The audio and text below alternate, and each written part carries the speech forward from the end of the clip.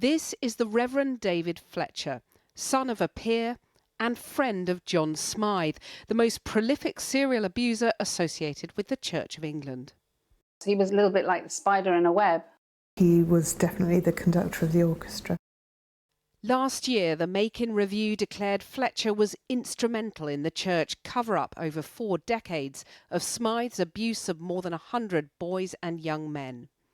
And now we can reveal David Fletcher was an abuser himself. This man needs to be named and shamed, and I don't want to carry that shame any longer. He was a chameleon, adaptable to any social situation, supremely confident, funny, amusing, entitled, and a predator. Jenny lives in Australia now, but she grew up in Hertfordshire and met David Fletcher when she was just 13 years old. She'd been adopted as a child and formed a bond with him and his wife, Sue. But it wasn't long before his behaviour started to alarm Jenny. Started around 15, 16. He would kiss quite hard on the cheek, and then as time went on, he would try and kiss me on my lips. There was about 3 occasions where he would try to put his tongue in my mouth. If we were sitting down, he would put his hands on my knees and then gradually move his hands up to my inner thighs, even trying to undo my bra. David Fletcher's father was a Labour peer who served in Harold Wilson's government. His parents' house was luxurious. I was aware that there was this swimming pool, and again, to me, it was like, wow, swimming pool, that'd be amazing. One evening in the autumn of 1980, Jenny was invited over. I was swimming and David had got in, and he then threw his swimming trunks onto the side of the pool. And I would have been, I think, nearly 17 at that time. Then he came over and tried to take my swimsuit strap off, and I sort of pushed back. I said, no, it's okay, I'll do it.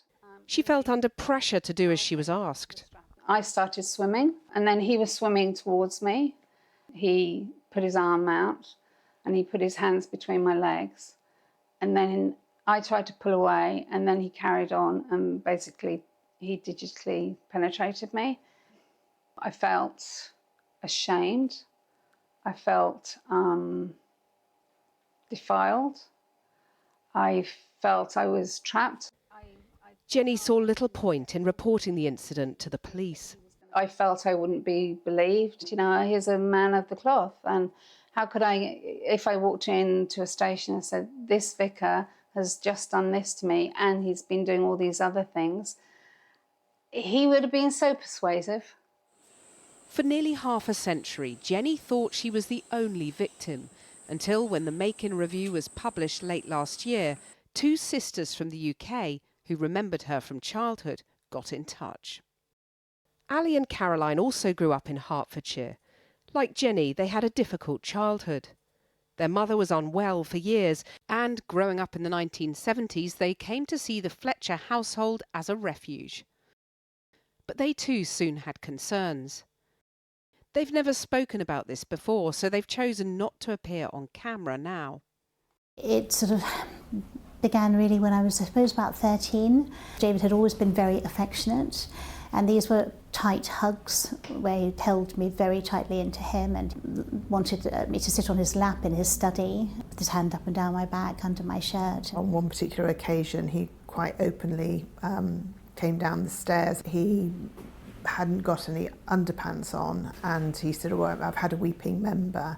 And I remember hearing that and thinking, what a bizarre thing to say.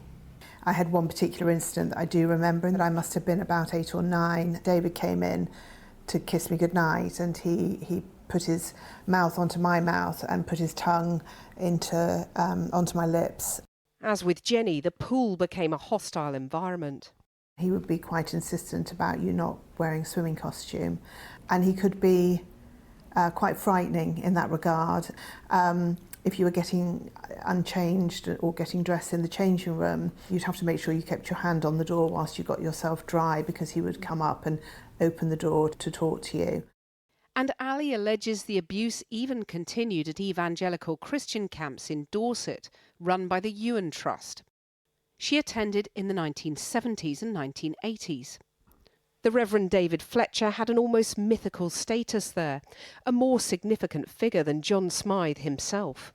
He was extraordinarily influential. I mean, he was the person who decided who came to camp, and he exercised that authority with a fairly iron grip. He was definitely the conductor of the orchestra. The conductor of the orchestra, in charge of the whole show. In charge of the whole show. Jenny also attended the Ewan camps. David Fletcher was the main person who was running those camps. He certainly held court. In a way, he was almost godlike. You know, whatever his word was, it went. He was a little bit like the spider in a web. They remember a culture of misogyny, with women designated lady helpers. Well, I certainly felt that it was very out of step with modern times. You know, you had lady helpers there, all of whom were well educated at university. We were there to do all the domestic work. I can remember cleaning the urinals. It had a vibe about it that almost reminiscent of being a Stepford Wives or The Handmaid's Tale. You know, it was that sort of subservient behaviour that was expected of us. Mr. Smyth, Kathy Newman from Channel 4 News. We're told that you beat young men until they bled. Why did you do that? I'm not talking about that.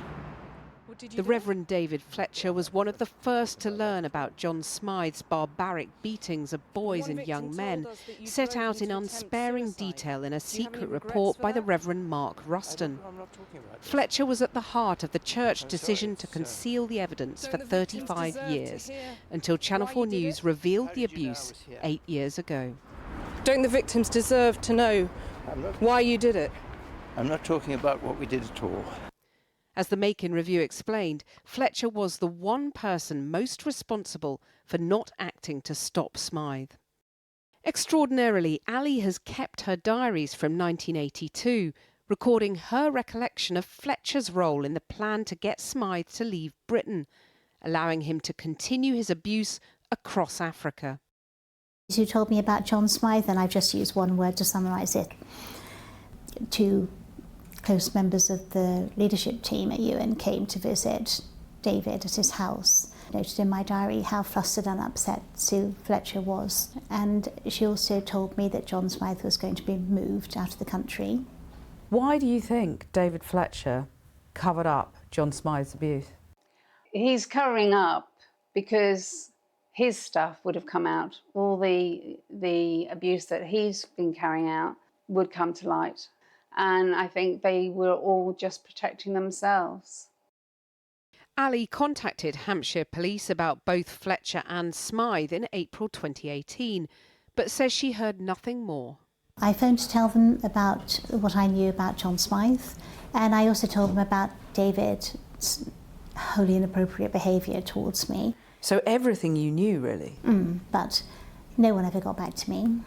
And both John Smyth and David Fletcher were alive at this point? Yes. So they could have been brought Absolutely. to justice? Absolutely.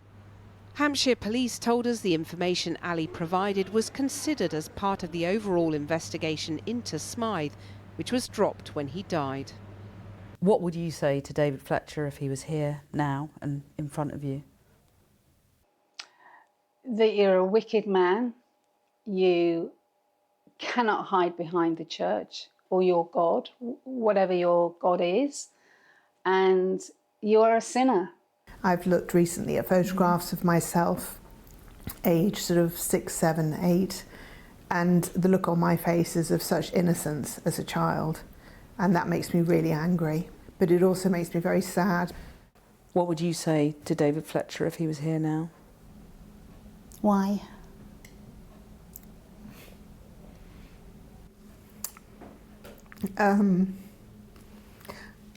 Even now I'd be too scared to say anything to him. I really would be. He really scares me even now. In a statement, the Reverend David Fletcher's widow, Sue, told us she's distraught by the allegations against her late husband and had no knowledge of any abuse or inappropriate behaviour. Tonight, the Church of England said that following the Make-In review, they had received information of sexual abuse and coercive and controlling behaviour towards women and girls concerning the Reverend David Fletcher. They'd reported it to the police. When David Fletcher died 3 years ago, survivors of church abuse said the truth about Smyth had died with him. By speaking out, the 3 women hope the same doesn't apply to his own alleged crimes.